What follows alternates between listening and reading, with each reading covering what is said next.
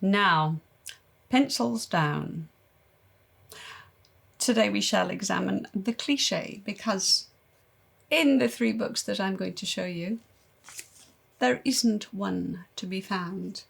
I presume the cliche I really wanted to mention was, variety is the spice of life. You can't get more cliche than that. But the point being that in the 3 books that I am showing you today, there is a variety.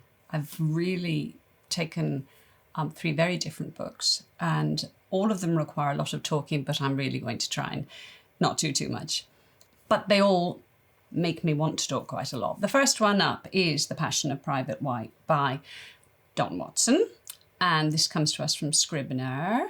I am not, and I admit this, I am not the world's greatest non-fiction reader. Mea culpa, I probably should read a bit more, but I launched into this one for very many reasons. It's an absolutely full, rich, intriguing, fact-filled piece of writing that I got lost in, basically.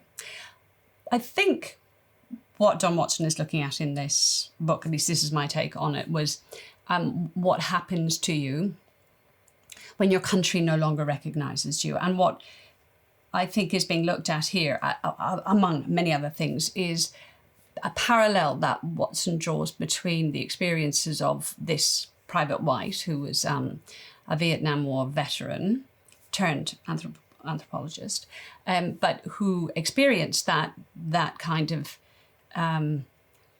feeling of no longer being recognised or appreciated by his country when he returned from the Vietnam War, which we know was a very deeply traumatic experience for the veterans who came back.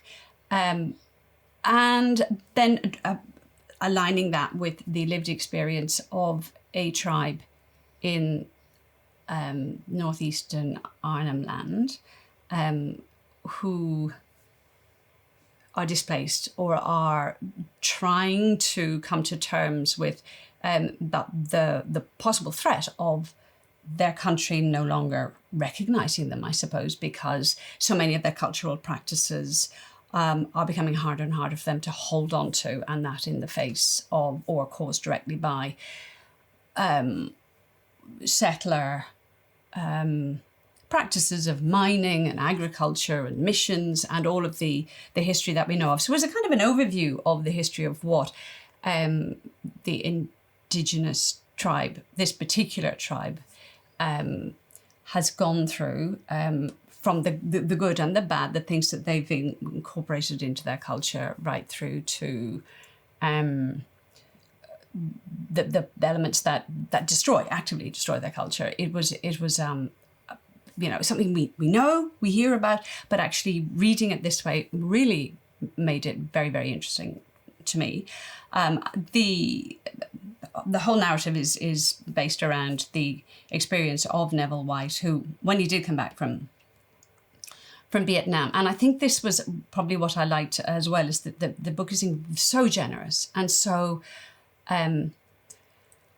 positive about the kind of this notion of bonding and mateship, that's what happened in the army, that your family, and I know very little about this because I think quick to judge, quick to not like perhaps some facets of our history or some aspects of it, how sense is made out of the kind of the violence or the acts that these men and women are asked to perpetrate in their senses made out of that experience by their comradeship, their mateship, their bond, and how terribly important that bond is. And that's something that transcribes very well to the idea of the bonding, the community, and the sense of togetherness that it keeps the Yolnu clan together.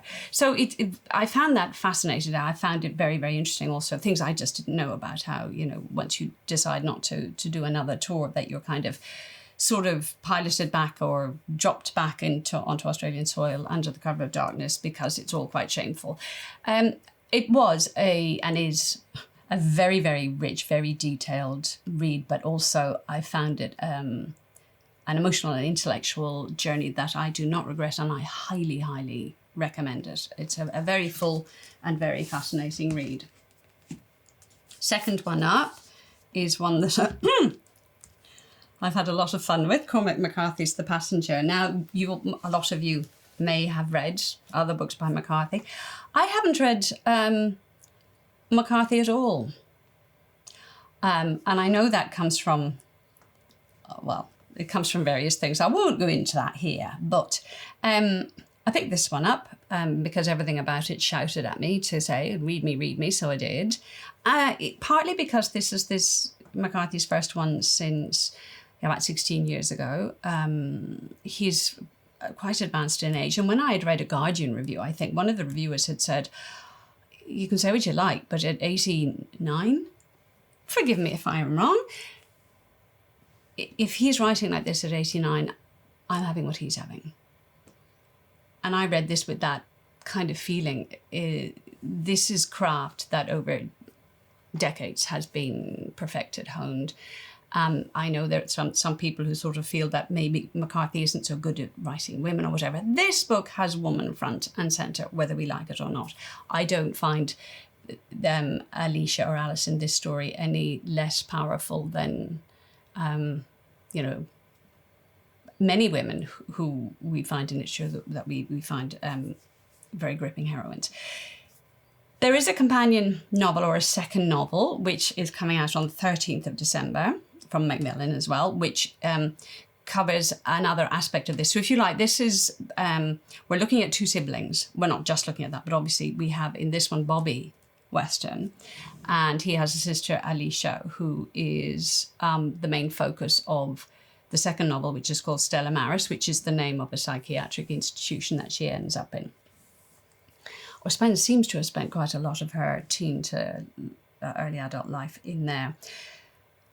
It's very hard to encapsulate in this amount of time what is going on in this book. It is a phenomenal read which nods to his other works, in that in it we have the a lot of the sort of, if you like, the tropes or the things we've got from the road. Like there's the road trip, there's man taking on the wilderness, there's the sort of American dream hunting for gold from earlier books, or the sort of nods and winks to working on oil rigs. This Americanness he is looking at, but at the same time, he's actually looking, I think, I took from this someone who's looking at this Bobby Weston, who is, yeah, and you're not sure, I like this, it's very ambiguous in places, who is post, or getting over, I think, the an unconventional relationship with his sister, not ever fully described to us, but you get little inklings of how incestuous that may or may not have been. He's a salvage diver, so we're doing a lot of this plunging into the depths and therefore into consciousness. It's he, as he goes through this part of Bobby Weston's life, Bobby is goes through the finding of gold coins in his grandmother's house, which is kind of laughably ridiculous in a way, and how the IRS are coming after him for tax reasons, because how do you explain and how do you never account for in your tax files this, your tax returns, this amount of wealth. Also, another sort of element that gets unwanted attention is that on one of his dives, they come across a plane and all the passengers are drowned, and one of the passengers is actually missing, even though the manifesto said everybody had got on that plane. And you're looking at who that passenger may have been. And for me, what I found intriguing is that both of these brother and sister are, physics, maths geniuses. Like, they are way out there. And their own father had worked as a physicist with Oppenheimer on those dreadful bomb-making experiments. And I think we have this sort of separation in this book about what happens in theory, how brilliant your mind is in theory, and what the real world is like, and maybe what the fallout of those is we're very concentrated on Alice or Alicia. So we have that kind of ambiguous ness of her own self. We're very concentrated on what she is, what she thinks about living, and what she thinks her body is, and what she thinks her mind is. And of course, she has paranoid schizophrenia. So there are all these other little characters coming, sort of, they're like a vaudeville cast who talk to her. So we get these sort of conversations punctuating the text, and it's very clear they're from her. And we also have Bobby going through his life, and he's having these highly intelligent, intellectual conversations about the meaning of life, about philosophy, about ballistics, everything that's physics, science, equations, and measurable. For me, it was very much a read about that separation between what happens to us if our mind, is our body just something to carry our mind through life? Do we have to respect the body? I mean, what is deciding not to live fully or at all? I suppose I was kind of laughing at the sheer wit and zingingness of his dialogue. If you read this book for nothing else, it is a masterclass in dialogue. And I know that Stella Maris then, which I haven't read yet, works on from that perspective. It's all kind of like transcripts of what Alicia thinks and feels. It is a wonder. It is a wonder. And very different yet again.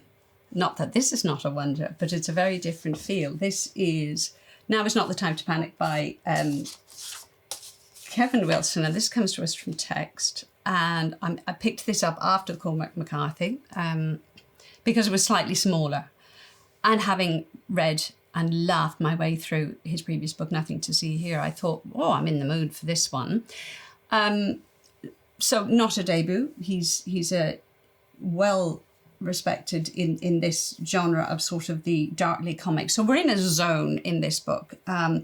It's that zone of sort of teen angst, a little bit cringy what goes on. And we have two young teens, Frankie, a young girl with three older, madcap brothers. I mean, it's hilarious, who have this sort of almost criminal kind of irreverence for belongings and, the law.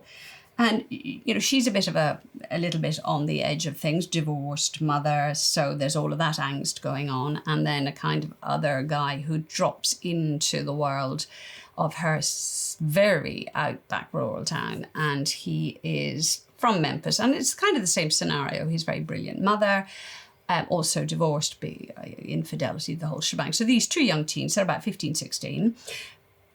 They kind of... they're really like the two oddballs who are left out of everything else. So they kind of reluctantly sort of get together and decide that they'll spend that long, hot summer and together making art. Well, he makes the art and she makes the slogans. The slogan, they decide they're going to make that one piece of art that will matter and that people will see, but they'll know it's theirs. And I think that's sort of part of their identity, part of some part of this world. The narrative has to be mine. So he designs this, sorry, my glasses are falling off. He designs this poster and she writes this slogan, which I'm going to read to you. It goes like this. The Edge is a shanty town filled with gold seekers. We are fugitives and the law is skinny with hunger for us. Now, you can imagine that sort of 16-year-old pulling that right out of their guts and going, yeah, that's really got, it's got the poetics. And she obviously seems to be quite good at the writing and he's definitely very good at the arts. They whack these posters up all over their tiny town. They're never actually caught doing this. But then the whole thing takes off. People look at these posters and, of course, the small town thing. Is it Satanism? Is it a cult? Is it kids having fun? What is it? And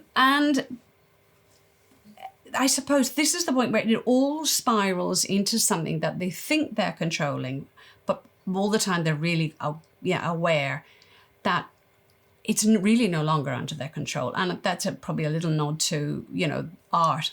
As the artist, your art isn't, it has a life of its own, and what it means and what it does can become something separate from the artist. We would do well to remember that, particularly when it comes to authors. Sorry, personal bugbear.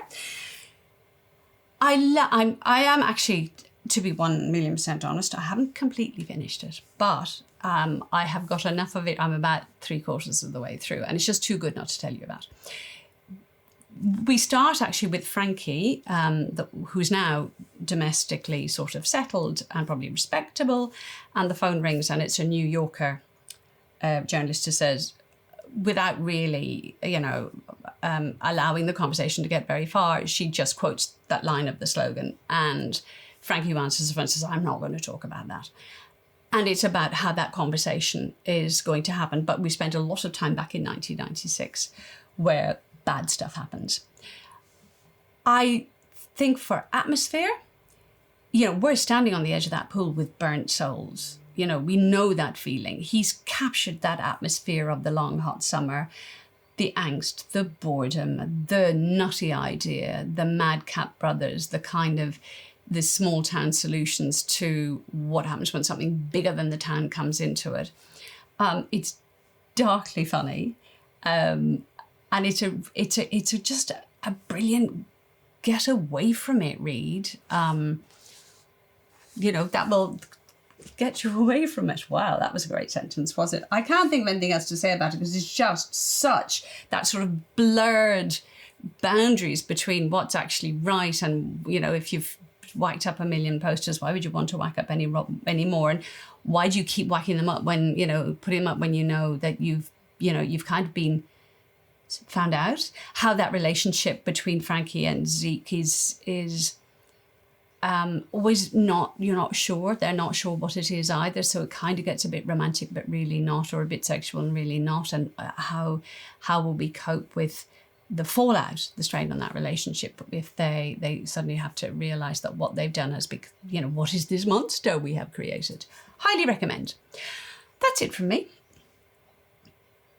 All right, now back to your books.